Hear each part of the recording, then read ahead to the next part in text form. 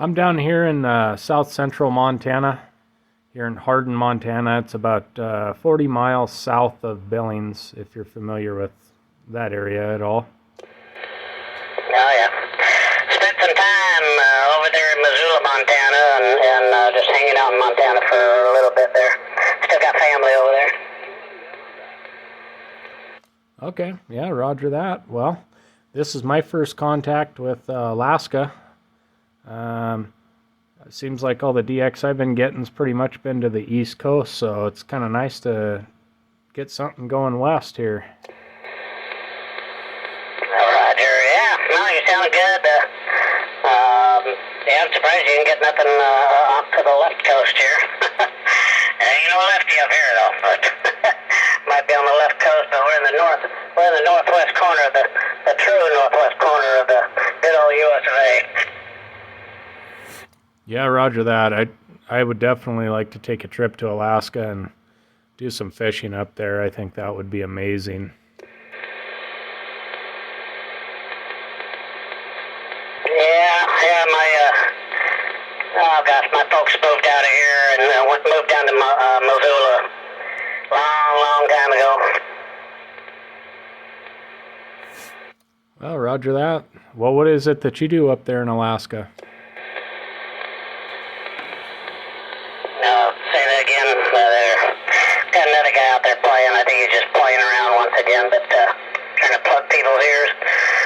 Repeat that last one. Just wondering what kind of work you do up there in Alaska.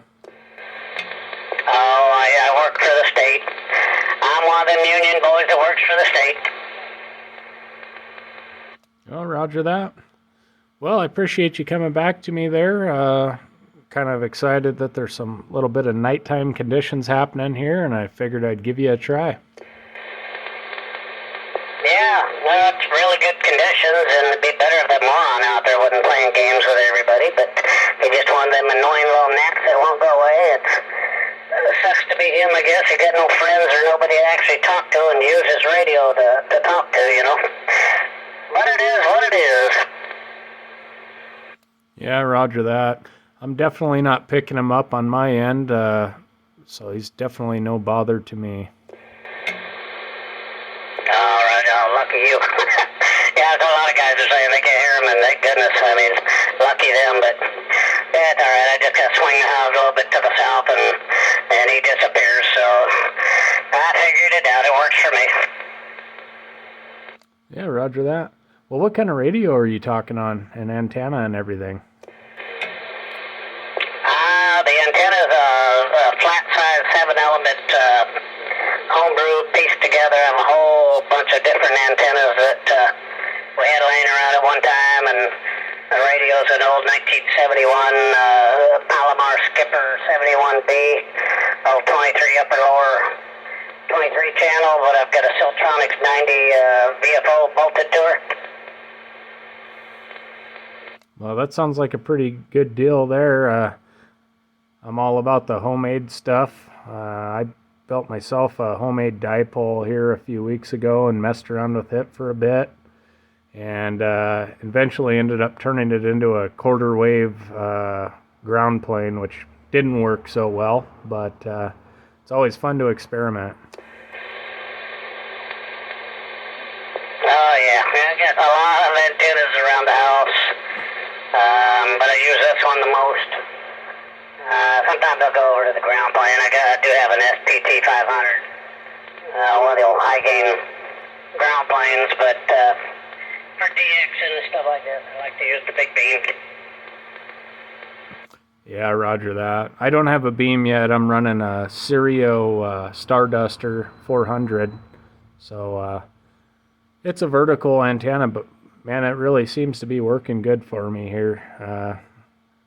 I'd hate to even change to something else, but I think it'd be all right to just go ahead and put one more antenna up there on the pole, and probably be a beam that I can direct it where I want it to there, put it on a rotator.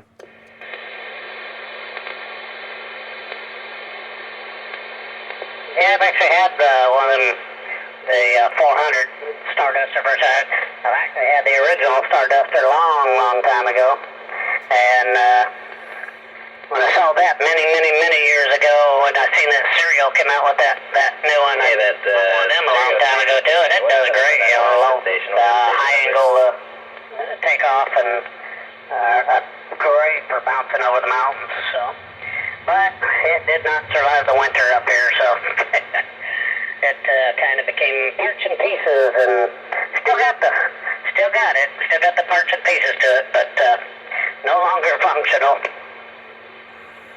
Oh, roger that. Well, if you don't mind, I've been just videoing our conversation here because I thought it was pretty neat. And I wouldn't mind putting it on YouTube if it's okay with you. I could tag you in it on your numbers there, and you could check it out and see how you're coming in on my end. You're sounding great over here. Oh, copy that. Yeah, it wouldn't be the first time I've been on YouTube. Everybody seems to do that these days, so it's no big deal. 295 Alaska, Mr. Miller up here in Anchorage, Alaska for ID. Yeah, everybody likes to run them water gates and stuff. Put it on YouTube. It's fun. I've done it myself a few times. Okay, roger that. Well, 295 Alaska, if you want to check it out and see how you're sounding on my end of the world, you can look it up there. It's my channel name is Big Sky XJ there on YouTube. It's Bravo India Golf, Sierra Kilo Yankee, X as in X-ray, J as in Juliet. All right, I'll do that. You sound like a Jeeper. That XJ sound like a Jeeper. Yeah, roger that. I had a couple Jeep Cherokees or XJs, if you're familiar. And being from the Big Sky country, I just put them together there. Well, I had 16 of the darn things in my driveway all at once one time. I'll tell you what, they're a great little vehicle. I had one. I was stationed over in Germany there for a few years, and I had bought one from an Air Force junkyard there at a silent auction, and that was the best little Jeep. I took that thing all over Europe.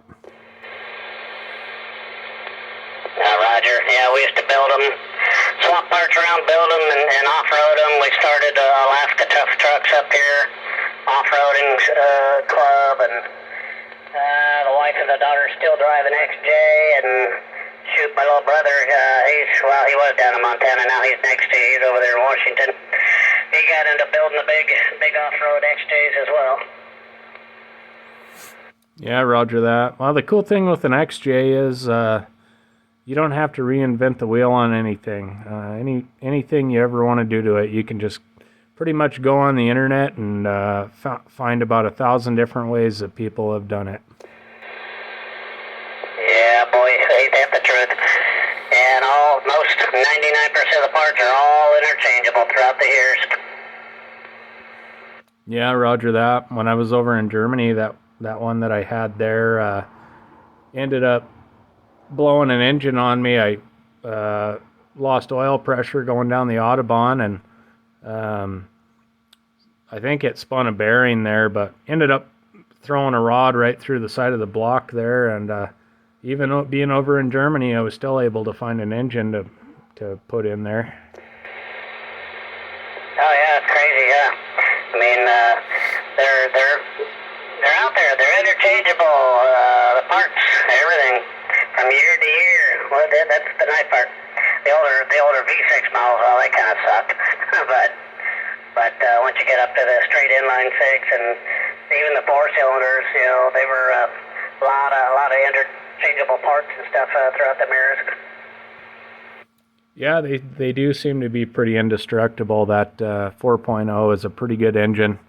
And it's got enough torque to it. You know, a guy really doesn't have to mess around with re-gearing too much as long as you're not getting real big on your tires there. That's true. That's true, but that's the nice part about them things is the gearing that come in the 4-cylinder models, the automatics and standards, you know, having the factory 456s and 411s. Nice to get your hands on those. Yeah, roger that. I ended up putting an Aussie locker in that one I had over in Germany in the front end, and it was pretty much unstoppable.